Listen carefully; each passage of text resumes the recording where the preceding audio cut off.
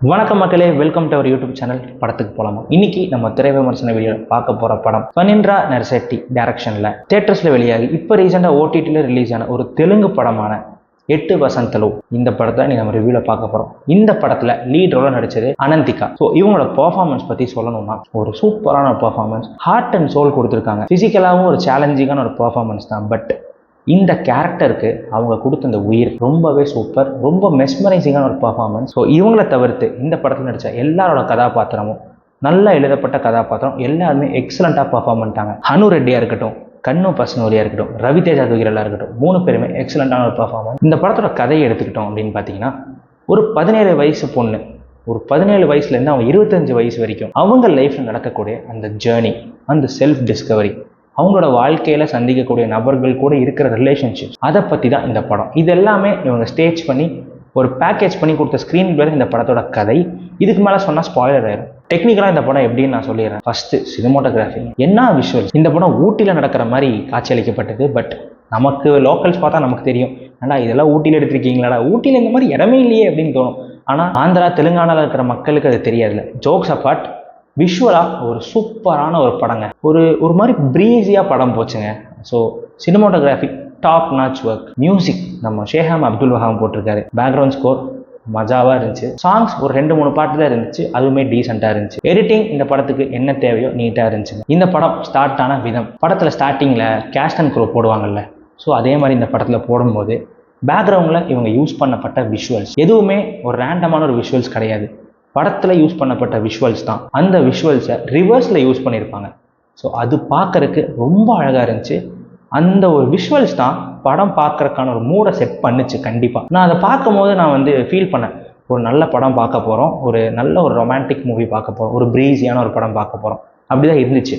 But அது முடிஞ்சு படம் ஸ்டார்ட் ஆகும்போது ஒரு மாதிரி ஆர்டிஃபிஷியலாக இருந்துச்சு. படம் நமக்கு செட் ஆகிற கொஞ்சம் டைம் எடுத்துச்சு. அந்த கேரக்டர்ஸ், அந்த மூட், இவங்க என்ன சொல்ல போகிறாங்க, என்ன வேர்ல்டு, ஸோ அதெல்லாமே செட் ஆகிறதுக்கு கொஞ்சம் டைம் எடுத்துச்சு. அது செட் ஆனதுக்கப்புறம் இவங்களுக்கு ஒரு லவ் ஸ்டோரி வருங்க ஃபர்ஸ்ட் ஹாஃபில்.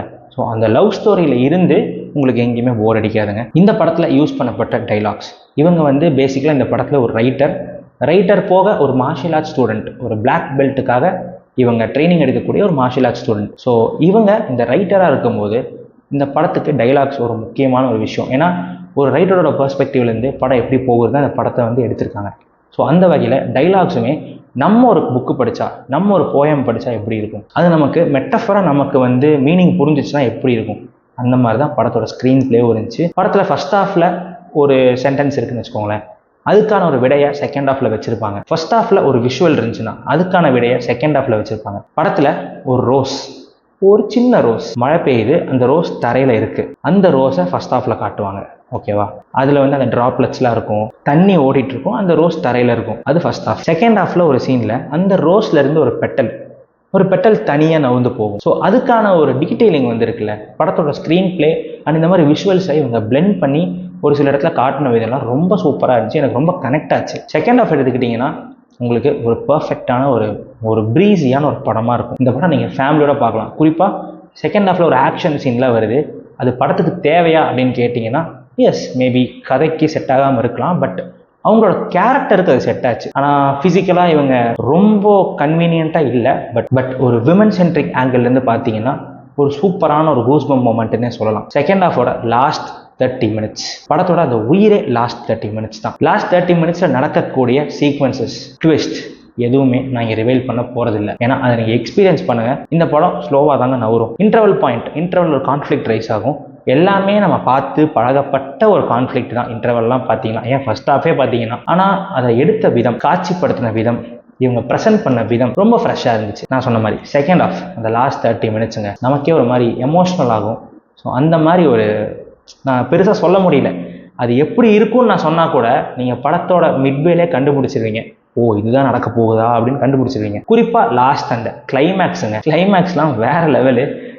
எனக்கு ஒரு மாதிரி வாவ், இதுதான் டெஸ்டினியா. நம்ம லைஃப்பில் ஒரு மேஜிக் ஒரு மொமெண்ட்டில் ஒரு ஸ்பார்க்கில் நடந்துடும். அந்த மாதிரி தான் இந்த படமும். கண்டிப்பாக ஒரு மூவிங்கான ஒரு கிளைமேக்ஸ் இந்த படத்துக்கு. இந்த கிளைமேக்ஸ் ஒரு மிகப்பெரிய ஒரு பாசிட்டிவ் இந்த படத்துக்கு. பேசிக்காக இந்த படம் ஒரு புக்கு கூட கம்பேர் பண்ணலாங்க.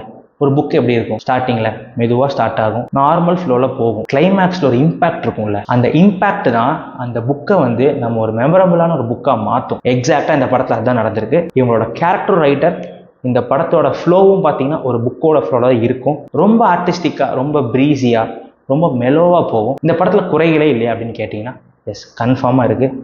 கொஞ்சம் ஆர்டிஃபிஷியலாக இருக்குது. ஃபர்ஸ்ட் ஆஃப் ஸ்டேஜிங் இன்னும் கொஞ்சம் பெட்டராக பண்ணியிருக்கலாம்.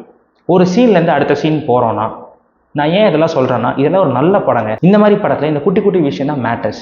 இதெல்லாம் அவங்க ஒழுங்காக பண்ணியிருந்தாங்கன்னா இந்த படம் பிளாக் பஸ்டர் ஆயிருக்கும் தியேட்டர்ஸில். பட் அன்ஃபார்ச்சுனேட்லி ஆகலை. விஷுவல்ஸாக ரொம்ப சூப்பராக இருந்துச்சு. பட் கொஞ்சம் அதுலேயே ஆர்டிஃபிஷியல் இருந்துச்சு. அதே ஃபர்ஸ்ட் ஹாஃபில் தான். சொல்ல மாட்டேன், இந்த படத்தில் யூஸ் பண்ண காஸ்டியூம்ஸ் அண்ட் லொக்கேஷன்ஸ் எல்லாமே பர்ஃபெக்ட். இந்த படம் என்ன கேட்டிங்கன்னா ஃபேமிலியோட நீங்கள் கண்டிப்பாக ஒரு முறை பார்க்கலாம். தமிழ் டப்பிங்கோட நெட்ஃப்ளிக்ஸில் அவைலபிளாக இருக்குது. பட் நான் தெலுங்கில் தான் பார்த்தேன் சப்டைட்டில்ஸோட. எனக்கு நல்லாவே நீட்டாகவே புரிஞ்சிச்சு. மொத்தமாக என்ன கேட்டிங்கன்னா இந்த படம் ஒரு வெரி குட் ஃபிலிம். நல்ல ஒரு ப்ரீஸியான ஒரு மியூசிக்கல் ரொமான்ஸ் படம். பார்க்கணுன்னா இந்த படம் நீங்கள் கன்ஃபார்மாக பார்க்கலாம். ட்ரை பண்ணுங்கள் என்னை நம்பி. இந்த படத்துக்கு நம்ம கொடுக்கக்கூடிய rating 3.5 stars out of 5. So மீண்டும் மற்றும் இதே மாதிரி இன்னொரு திரைவிமர்சனத்தில் உங்களை விரைவில் சந்திக்கிறேன்.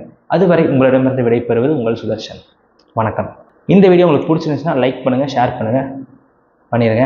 அப்படியே பெல் பட்டனை கிளிக் பண்ணி விட்டுருங்க. So see you guys in the next video. Until then, stay tuned.